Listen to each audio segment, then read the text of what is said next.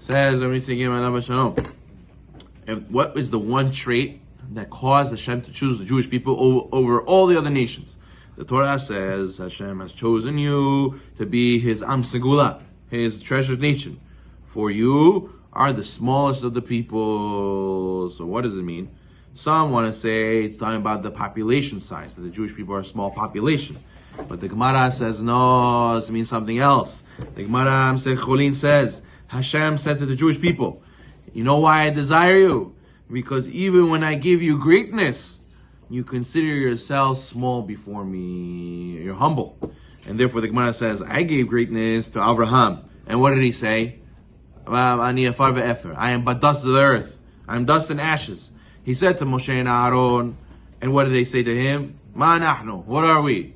He said to King David, Ani tolad v'lo ish. King David said, I am a worm, I'm not a man. So you see, all these greats, the Jewish people, Hashem gave them greatness, gave them honor, and they chose to make themselves low, chose to make themselves humble. And the opposite, the trait that makes the goyim as the goyim, Hashem says, is when I give them greatness, they become arrogant. They become full of ga'ava. As to Nimrod, he said, let us build a city and tower to go fight against Hashem. To Paro, he said, who is Hashem? I shall obey him. Sancherev, he said, which is this God of these lands that will go and save you from my hand? Who is Hashem to save Jerusalem from my hand? He was questioning God. To Hiram, he said, I am God. I sit on the seat of God. I am Hashem, he says. So therefore, you see how the Goyim, when they get honor, it gets to their head. So therefore, what did Hashem do of all of them? He cut them down. He chopped them down. He destroyed them. Nimrod was slain. Paro, Hiram, Nebuchadnezzar, all of them. They all were very, very heavily punished. Nebuchadnezzar became crazy for 7 years. He thought he was an animal, and he lived like in the fields, like walking on all fours.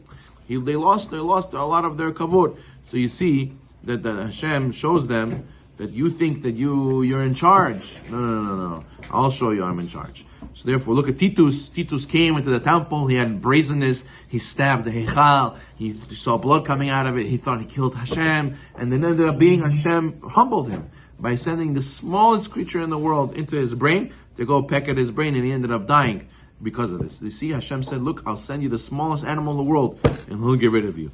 So Rav Levi taught in the Rikut Shimoni Midrash, Rav Levi says that the people who are proud, who have ga'ava, they're judged with fire, right? For example, Paro and Sancherev, you have the hailstones. Sancherev's soldiers were burnt in the hot water. So there the Gemara says the flood waters are very hot. The people of Sodom, Hashem sent sulfur from the sky to go destroy them in fire.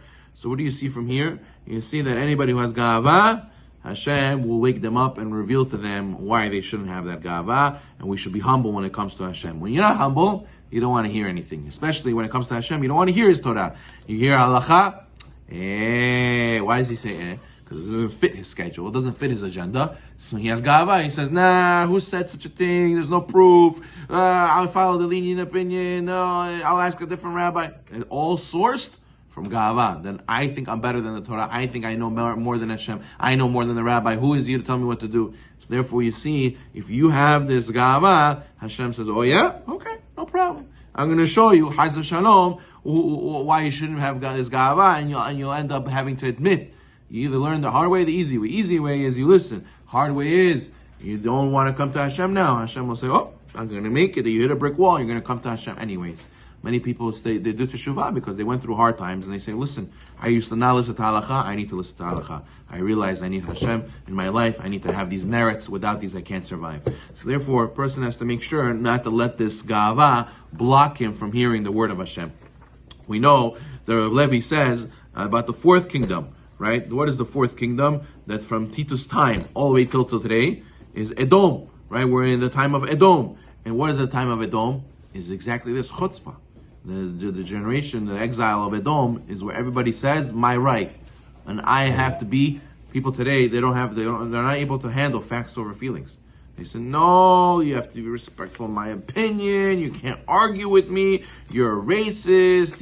You're not being respectful. You have to include everybody and unity, and everybody's different. I was created different. It was a mistake. I was like this, but really, all this stuff.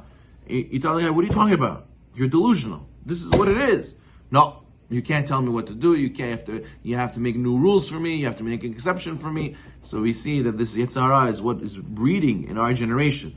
For people to say, doesn't apply to me, don't tell me what to do, you have to accept me the way I am, and they don't want to work on themselves. It stems from Edom's Gava. You know, the symbol for Edom is the eagle. And the eagle is the one that flies the highest. He's the one on top of everybody. He has to be above everybody. And what? In the end, he goes crashing down, because the higher you go up, the harder you fall. To this day, in the decisions, policies, resources, all these things are decided based on what? Based on pride. What is those parades called? They're called pride. Called pride. Gava. So therefore, there's a famous story with the Titanic, right? They set off in 1912, 2,200 passengers, and nobody ever would have thought, and it hit a iceberg, and it crashed, and it sank. So what happened? So you see that another situation, Gava, they used to say, the unsinkable ship, unsinkable. It's nothing could happen to it. And what?